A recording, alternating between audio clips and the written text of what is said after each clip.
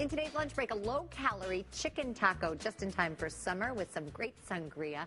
Michael Ferraro is the executive chef and partner at Delicatessen in New York City. He also has some tips to give us some of your favorite dishes. We're making like some healthier options here, which I think is great. Today we're making a healthy chicken taco, which pairs perfect with our Eppa Sangria. I can't wait to taste the sangria. We're doing a healthy snack and a healthy drink. Wonderful. Well, let's first talk about the tortillas because you're not using typical taco shells. Yeah, no corn tortillas today. They're whole wheat and flaxseed. Oh, which is wonderful. Yeah. So healthy, good for digestion. And you can basically find them anywhere now.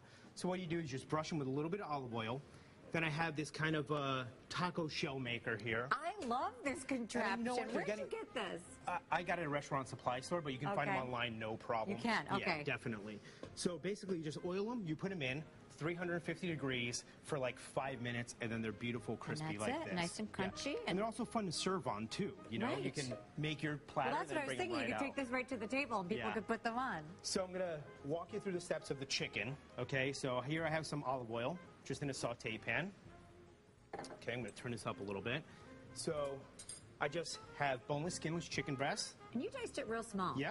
Do you find the flavors get in better if it's diced smaller in the taco? I find it's easier to eat. Okay. Yeah, especially in the taco, they could get messy, so they're little small bites. So you don't have the whole chicken falling out of the taco while you're eating it, all right? So some salt, pepper, very important rule.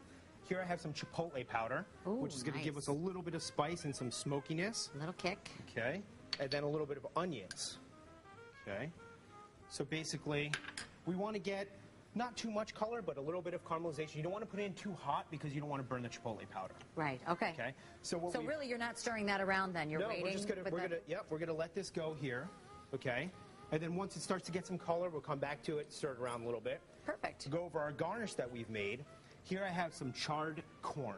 Okay. So fresh corn. Slice it off the cob. Hot pan, olive oil. Put it in one layer.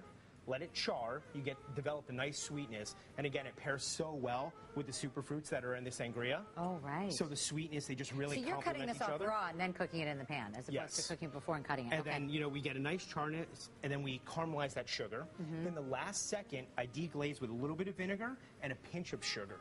Ooh. It really just brightens it up a lot. Right. And then, obviously, here's our finished chicken. Here I have diced tomato, which I leave the skin on. I cut it into quarters. Take the seeds out, small dice it. You can do this the day before. Just put a damn towel over it, put it in the refrigerator, no problem. Perfect. Our avocado, something a little bit different. Really. I said when I looked at this, I knew you did something secret with it. And I'm a cilantro fan. So am I. Oh, so you're going to love this. Ripe avocados, okay? Just dice them, put them in a bowl. Jalapeno, seeds out, veins out, so you don't kill anybody with that spice. And then in the blender, we do a little bit of garlic, cilantro, and olive oil. Puree that. That's what mash it all together. Lime juice. It's something totally different than the regular guacamole. Right. And again, if you're a cilantro fan, amazing. And this is perfect because it will surprise people. They'll think it's typical guacamole on there and be like, "Ooh, some different flavors in there." Yeah. And then here's the shells that I made already. And if you want to help me assemble some, all right. So I like to go chicken on the bottom, and then maybe followed by the corn, a little bit of avocado, some tomato. But it's really fun to have this ahead of time. Basically like have people over. You have your sangria station. Oh, yes. And then you have your taco station laid out like this. People come, kind of just make their own.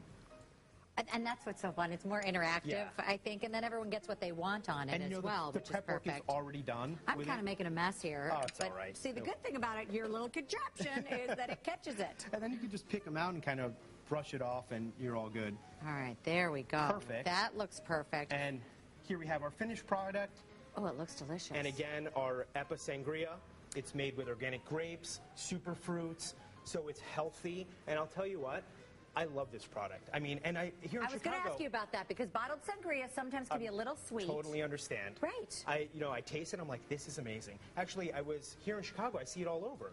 I was at the supermarket. I was at the Whole Foods picking up my ingredients, and I saw a big stand of Eppa. I actually got a bottle while I was prepping. Right. But you know what? Everything here is fresh, vibrant. Everything's made from scratch. You made a few replacements, and you made it healthier. So basically, you make this from scratch, and you buy this, and you're you know, already set. And you've got a party, Yeah, a little perfect fiesta summertime. there. Yeah. This is so good. It is, right? I'm surprised. It really, really is, and that'll be easy.